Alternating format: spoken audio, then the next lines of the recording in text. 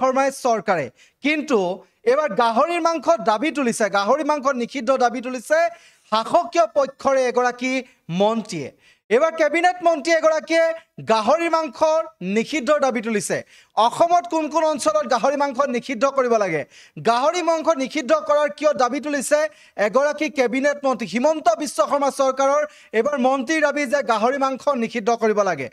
কত কত নিষিদ্ধ কৰিব লাগে তেওঁ ক'লে কেনেকৈ কি কাৰণত নিষিদ্ধ কৰিব লাগে হেও ক'লে গাহৰি মাংস কোনে কোনে খাব পাৰে কোনে কোনে খাব নোৱাৰে গাহৰি মাংস কিয় নিষিদ্ধ কৰিব লাগে হেসমূহ অঞ্চলত সেই কথাও স্পষ্টভাৱে তেওঁ কৈছে আৰু গাহৰি মাংস অসমত নিষিদ্ধ কৰিব লাগে গাহৰি মাংস নিষিদ্ধ কৰিবলৈ এবাৰ দাবী তুলিছে মন্ত্ৰী ৰঞ্জিত দাসে এবাৰ গাহৰি মাংস নিষিদ্ধ দাবী তুলিছে ধৰ্মীয় সংখ্যালঘু অঞ্চলত এবাৰ গাহৰি মাংস নিষিদ্ধ কৰিব লাগে বুলি মন্তব্য কৰিছে যেহেতু গু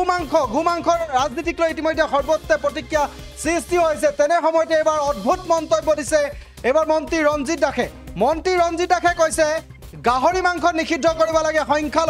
ধৰ্মীয় সংখ্যালঘু অঞ্চলত গাহৰি মাংস নিষিদ্ধ কৰিব লাগে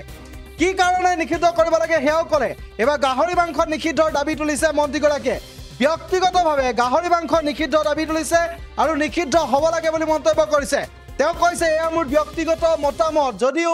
এয়া ক'ব লাগে যে সেইসমূহ অঞ্চলত ধৰ্মীয় সংখ্যালঘু থকা অঞ্চলত গাহৰি মাংস নিষিদ্ধ কৰিব লাগে গাহৰি মাংস জনজাতীয় লোকসকলৰ এক পৰম্পৰা আৰু সেয়া এক তেওঁলোকৰ পালন কৰে আৰু সেয়েহে জনজাতীয় লোকসকলে খোৱাৰ বাবে অসমৰ কোন কোন অঞ্চলত বা কোন কোন স্থানত তেওঁ গাহৰি মাংস নিষিদ্ধ কৰিব লাগে তাকো বৰ্ণনা কৰিছে মন্ত্ৰী ৰঞ্জিত দাসে যি সময়ত ৰাজ্যিক কেবিনেটৰ এটা সিদ্ধান্ত আছিল যে গু মাংস নিষিদ্ধ কৰিব লাগে ৰাজহুৱা স্থানত গু মাংস ভক্ষণ নিষিদ্ধ কৰিব লাগে হোটেল ৰেষ্টুৰেণ্টত গু মাংস নিষিদ্ধ কৰিব লাগে তাৰ পিছত এবাৰ অদ্ভুত এগৰাকী মন্ত্ৰী অদ্ভুত মন্ত্ৰী ৰঞ্জিত দাসে মন্তব্য কৰিছে অদ্ভুত মন্তব্য আমি এই মুহূৰ্তত কৈছোঁ যে তেওঁ ব্যক্তিগতভাৱে কৈছে তেওঁ ধৰ্মীয় সংখ্যালঘু অঞ্চলত গাহৰি মাংস নিষিদ্ধ কৰিব লাগে এবাৰ গু মাংস আৰু গাহৰি মাংসৰ ৰাজনীতি এবাৰ চলিছে অসমৰ ৰাজ্যৰ ৰাজনীতিত অসমত এবাৰ গু মাংস আৰু গাহৰি মাংসক লৈ তুৰ্পা চলিছে ক'ত কোনে কি খাব ক'ত কোনে কি খাব নোৱাৰিব গু মাংস কেনে স্থানত ভক্ষণ কৰিব পাৰিব গাহৰি মাংস কোনে ভক্ষণ কৰিব পাৰিব আৰু কোন স্থানত গাহৰি মাংস চলিব আৰু কোন স্থানত নচলে এবাৰ মন্তব্য কৰিছে হিমন্ত বিশ্ব শৰ্মা চৰকাৰৰ এইগৰাকী মন্ত্ৰী ৰঞ্জিত দাসে কৈছে ধৰ্মীয় সংখ্যালঘু লোকসকলৰ তেওঁলোকৰ অঞ্চলসমূহত তেওঁলোকৰ অধ্যুষিত অঞ্চলসমূহত গাহৰি মাংস নিষিদ্ধ কৰিব লাগে জনজাতীয় লোকসকলে খাই বাবে গাহৰি মাংস সম্পূৰ্ণ অসমত বন্ধ কৰাৰ তেওঁ দাবী কৰা নাই তেওঁ কৈছে ধৰ্মীয় সংখ্যালঘু অঞ্চলত গাহৰি মাংস নিষিদ্ধ কৰিব লাগে কি কৈছে আমি তেওঁৰ ভাষ্য আগবঢ়াইছোঁ মানুহ য'ত বসতি আছে তাত যদি কোনোবাই যদি গাহৰি বিক্ৰী কৰে যিহেতু ধৰ্মীয় সংখ্যালঘু মানুহসকলে যিহেতু গাহৰিটো নাখায়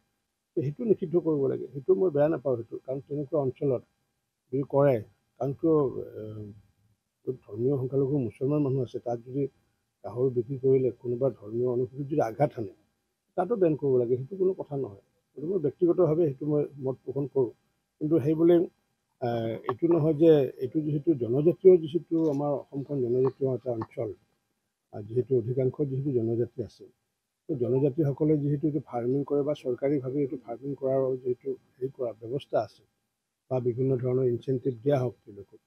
গতিকে সেইটোতো তেনেকুৱা অঞ্চলত যদি বেন কৰে তেতিয়াহ'লে সেইটো বেয়া নহয় কিন্তু এইটো সমগ্ৰ অঞ্চলটো বেন কৰিব নোৱাৰিব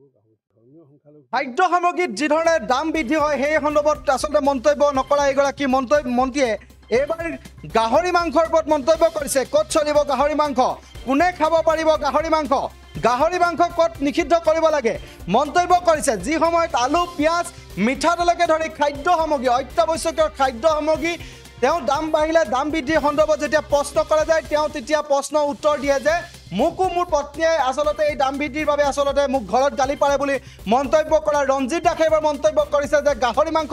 নিষিদ্ধ কৰিব লাগে গাহৰি মাংস ক'ত নিষিদ্ধ কৰিব লাগে সেয়াও মন্তব্য কৰিছে মন্ত্ৰী ৰঞ্জিত দাসৰ ভাষ্য আমি ইতিমধ্যে শুনাইছোঁ যে তেওঁ কৈছে ধৰ্মীয় সংখ্যালঘু যিসমূহ অঞ্চল আছে সেই অঞ্চলসমূহত গাহৰি মাংস নিষিদ্ধ কৰিব লাগে আৰু গাহৰি মাংস নিষিদ্ধ কিয় কৰিব লাগে তাকো এই মুহূৰ্তত মন্ত্ৰীগৰাকীয়ে যি ভাষ্য দিছিল সেই ভাষ্য ইতিমধ্যে আমি শুনাইছোঁ আৰু এই মুহূৰ্তত যি ধৰণে গু মাংস ৰাজনীতিক লৈ তুলপাৰ থকা